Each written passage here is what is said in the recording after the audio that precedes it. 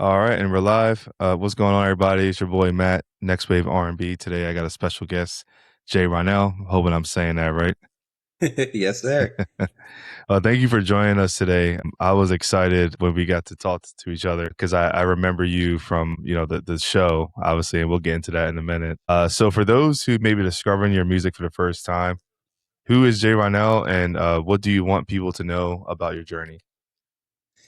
Well, of course, like you said, my name is Jay Ronell. I am originally from Omaha, Nebraska. Yes, black people do live there, but I live in LA. Been in LA for 10 years now. I'm an Wow. R&B artist, songwriter, background vocalist on occasion. Just kind of depends Mm. on the call. Yeah, and just a lover of life and all things fun and good music. Really. As far as what I want people to take away from my journey, um, typically I like to see it more as people coming along for the ride and finding themselves somewhere within the music. Each chapter, each project that I put out, each song that I put out, my hope is that they'll find some common ground with the song. They'll find themselves somewhere within the song. Be it like, oh, this reminds me of this core memory, or often I get like, oh man, this song, it hit at the right time because I was going through this or that or the third. And Yeah. that song, it hit close to home. It got me through that sort of thing. So I would say that's what I want people to kind of take away from my music as they come along with me on this journey of mine. That's awesome, man. That's actually like a big part of the reason why I started this journey because obviously I want to bring dope R&B artists to the show, but music really, to me, is like therapy. Gets you through a lot of things, Yeah. and especially when the songs are dope and you can relate to the lyrics and everything. So I really like that, and that actually really holds tight with me. So let's talk about the song that you just released, "Backroom," and that's Yeah. featuring SevnDeep, right? Yes, indeed. Word, word. That's first single from this upcoming project you got coming. Yeah. This song it's really special. Not to go too much into detail, but last year Yeah. was just a very rough year family wise. Had a couple losses in the family, one Oh wow. including the loss of my mom. I'm sorry And to hear that. no, I appreciate it. Coming into 2016, I just felt like I needed kind of a reset. I needed just new energy all around in all sorts of different ways, and really just kind of figuring out, okay, who is Jay Ronell now that we've been through all of this, and going forward. Yeah. So Backroom is kind of like a introduction, reintroduction, if you will.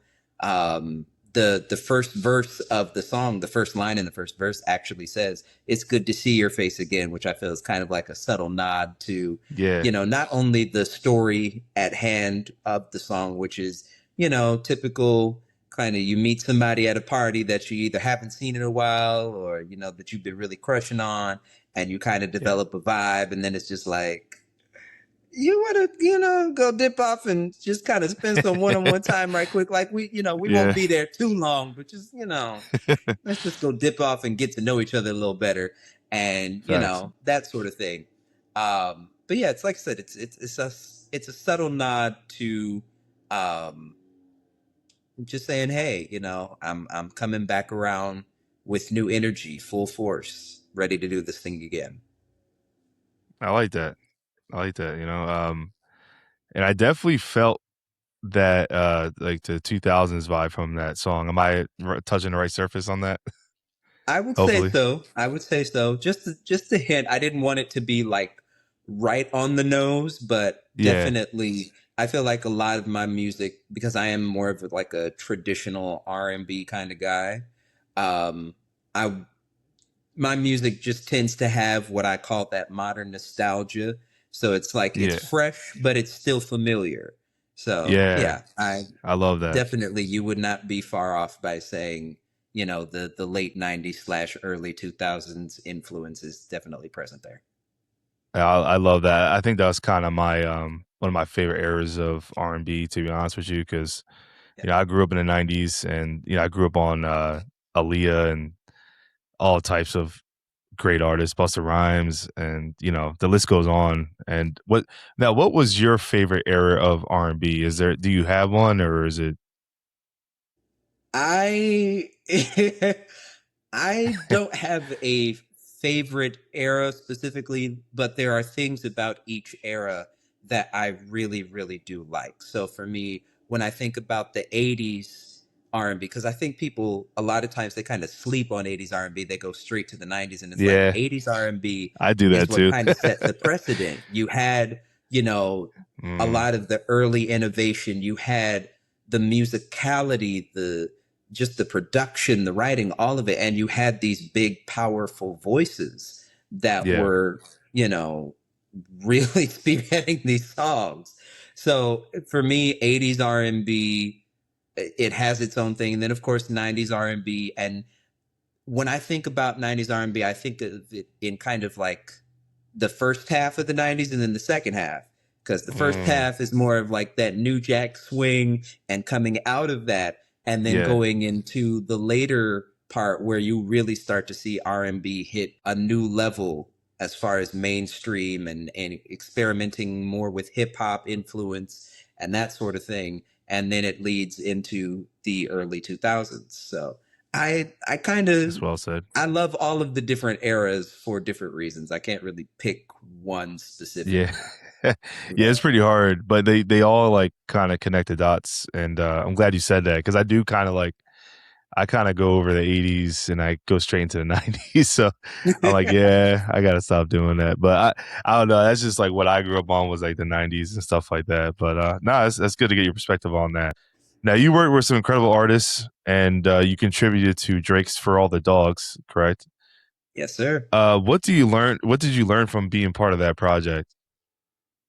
I learned to trust my instinct and trust my own ear. Mm, That was the first time working with Drake specifically. That was the first time that I had ever been asked to put together any sort of background vocal harmonies or anything. And mm, so, of course, when I first walked in and met him and we kind of discussed, what it was that he was looking for, wanting to do sonically, I was kind of in my head at first because I was like, okay, how much room do I have to really like go there creatively. Like, yeah. at first I was like, okay, maybe I should just kind of play it safe, just give some simple stuff here and there. But he gave me free reign to Wow. do, whatever I wanted on.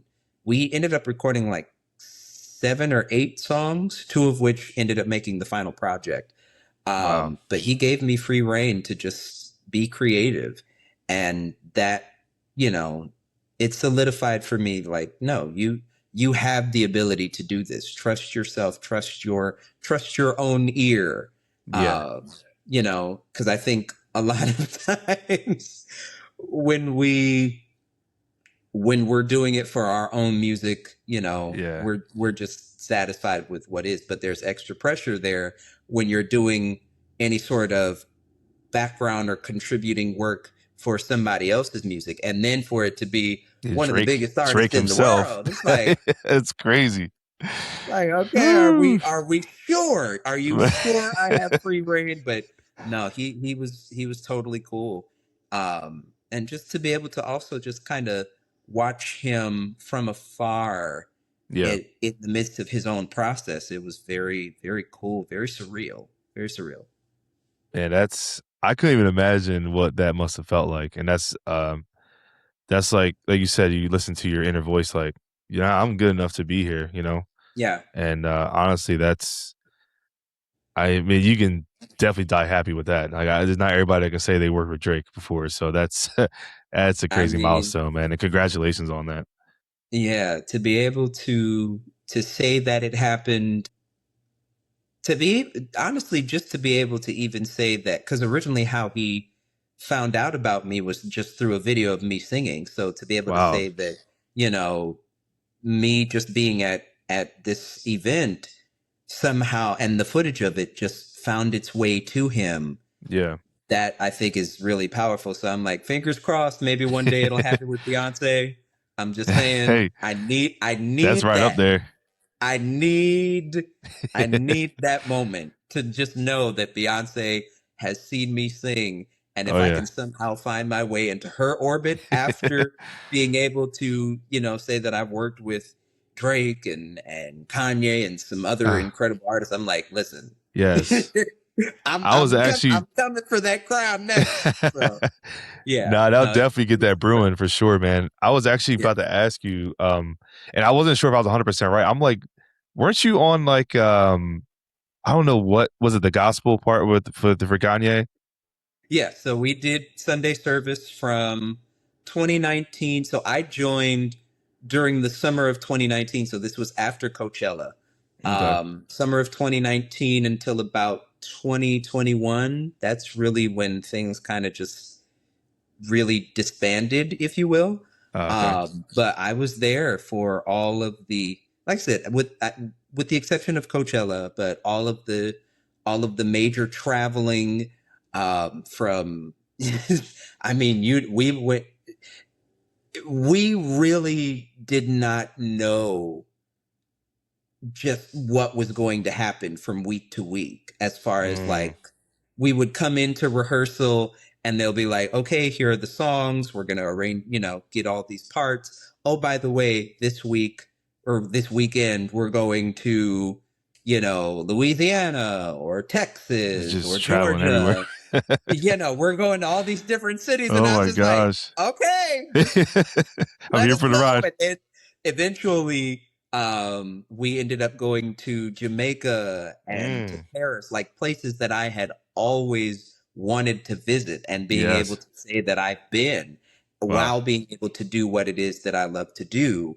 And, to be able to do it with a lot of so many of my friends and peers were in that choir as well. So to be able to have that kind of core memory, just Oh man. with the highs and the lows that comes with being a part of that orbit. It was a Yeah. lot of moving pieces, but we That's had a awesome. time. We had a time. Yeah, he's man, he's despite all the other stuff sometimes in the media, he's a musical genius. I love Oh yeah, Kanye. yeah, All right, so let's talk about obviously so Drake found you from, the video of you singing. I found you from the four.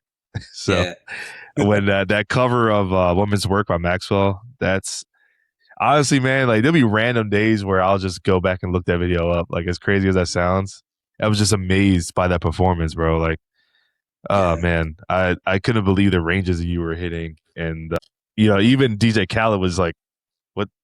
He was just shaking his head, like, "What is this? This is crazy." So, what was that experience like? Being on that show, and how did it impact your confidence as an artist? um, I would say I was already confident, I was already pretty confident as an Yeah. artist, but that experience came at such a very, I won't say it was dark time, but it was a Yeah. very unsure time in my Mm. life. I was living in a transition house, which is basically just a step above a homeless shelter. Oh wow. Through a series of situations that had gone haywire, being roommates with different people and Yeah. found it. Yeah, I ended up finding myself in that situation. And it's just like, how, I'm only what at this point, like maybe 2 years removed from college. So it's like, Wow. Young. how did I get here? That sort of thing. So when this show happened, it came at, like I said, such an unsure time. And it gave me kind of that boost, if you will, that I needed to just, actually not even a boost. It gave me reassurance. That's a good word. Yeah. It gave me reassurance that, you know, I'm on the right track and everything's going to be okay. It's going to work out fine. Um, and to be in the presence of, not just the judges but the people that were working behind the scenes. So you Mm. have Lorianne Gibson, who is our stage presence slash choreography slash movement coach. You have Wow. Eric Dawkins, who is, one of the underdogs who, Yeah. if you don't know who the underdogs in R&B, do your research. Yeah, But I to definitely have know that him, name. Yeah. yeah, to have him as my vocal coach, to have Adam Blackstone as the musical director and band leader, to have Mario Winans kind of Wow. as a listening ear as well. All these people working behind the scenes. That was really what kind of made me realize like we're Man, we really here. here right Yeah. now, despite again the fact that at night I got to go home to this house of horrors, house of hell. Yeah. But at least for these next couple hours, I am living the dream. I am, I'm singing my way to a brighter future, if you will. Wow. So, Like yeah, literally. That's that's amazing. Like I said, that yeah, show was pretty cool. Like I said, I got to know you from there, and then from there, I was following you and everything like that. So it's really cool to see your journey, and even you being yeah, on this show, man. It's surreal. So I really, again, I appreciate that. That you earned recognition from Billboard, BET, and Vibe. But now, were you independent at that time, or were you signed? yeah.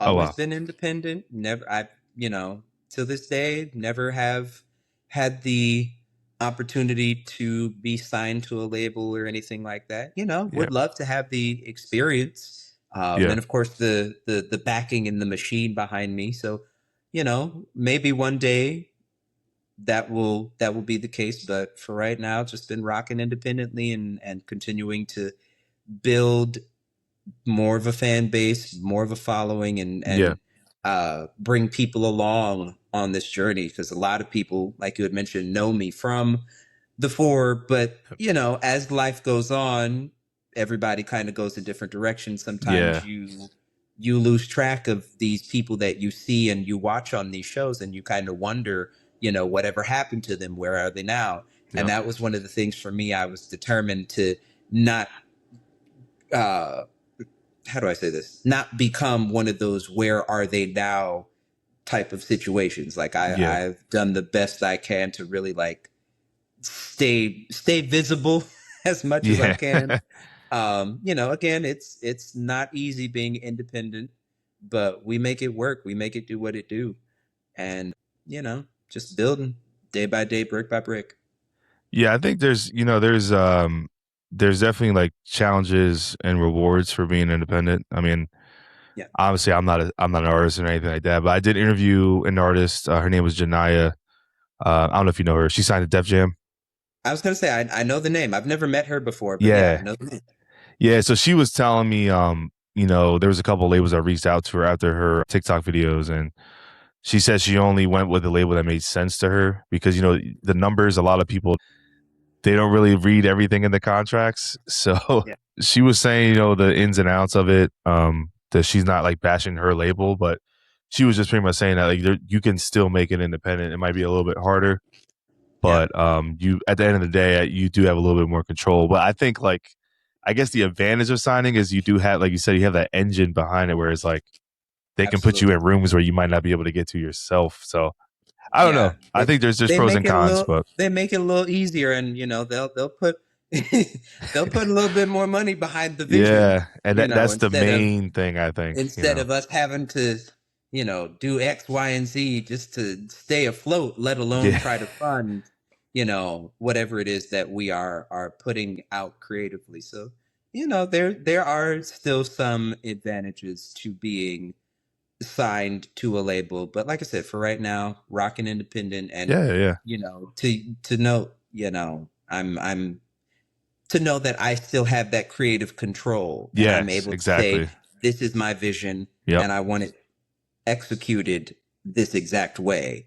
So yeah, it makes a difference. Yeah. No, there's nothing wrong with that. I mean, it's good. Like I said, you can have that 100% control, and they're Yeah. not going to persuade you like another way. So that's still good. Now, if you've shared art, you shared the stage with was it Durand Bernarr? I Mm-hmm. don't know if I hope I'm saying that right because I mean, it's another big name. That I'm like, oh man, and Daley, right? Yeah. Yeah. Now, I just found Durand Bernarr. Like, I literally found him right before he won the Grammy. And I'm like, how did I find this guy so late? Like, he's amazing. And then Daley, I knew from his he had like an old big song. I forget that one. That was like mainstream. I can't even think Yeah, about it right now. I knew him for a while. Now those are solid household names. yeah. What did you take away from working with them? Well, I've known Duran probably, I want to say, since 2018. Oh wow. So I've known him for several years, and to see the evolution and the elevation of his career has been just so incredible to watch, Yeah. both as a fan and as a friend. Um, but yeah, when the opportunity came to tour with him in 2023, again, it was kind of one of those surreal kind of moments, one of those moments that you pray and you hope for and you work towards, but you don't Yeah. necessarily know if it'll ever come, To fruition. come to reality. And so when I got the call, well, actually, no, what happened was it's like a series of events. So it was actually the same year that the Drake album, that whole situation happened. Oh wow. So got reached out to by Drake, recorded with him, performed at a friend's event. I get tapped on the shoulder by one of Durand's managers saying, "Hey, are you interested in going on tour this fall?" I say, "Yes."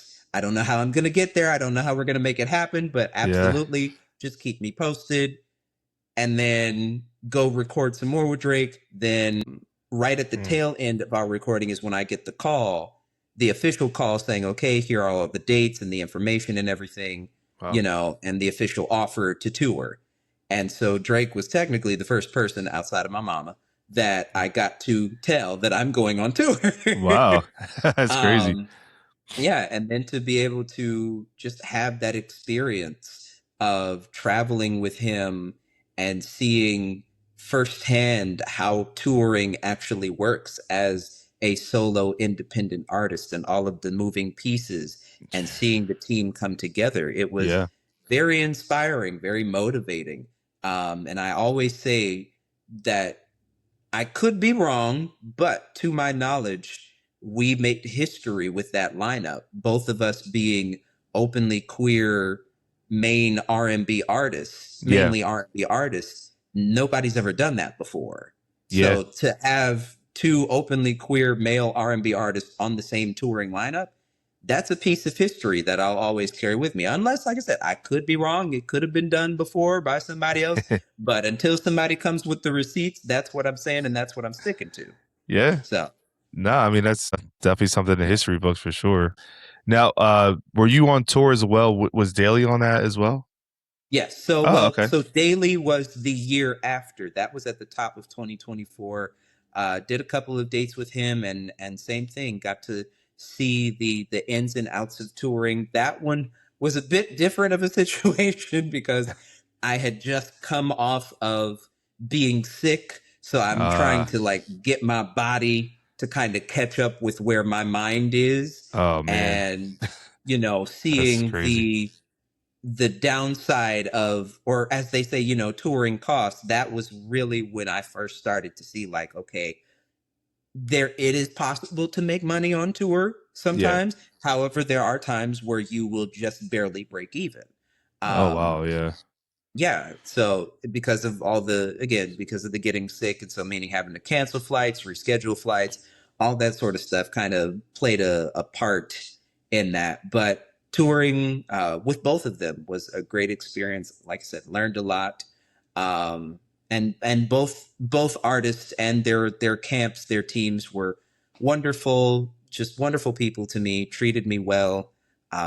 Would love to, open up for either or both of them again if ever I get the call. Absolutely, would do it again. Yeah, Daly's a good dude too. I actually Yeah, I work a little bit with the PR team. I do a little bit of marketing. Sometimes I'll post about him and stuff like that. So yeah, right. it's really cool that you got to work with those two legends. Yeah, And I really thank you for coming today to see the obstacles that you've been through and how you're able to overcome these obstacles in your life and still pursue your dream. And this is amazing. So let me ask you in closing, what's next for JeRonelle, and is there a time frame for the next project? Yeah, so the full project, well, this will be my sixth EP, sixth project.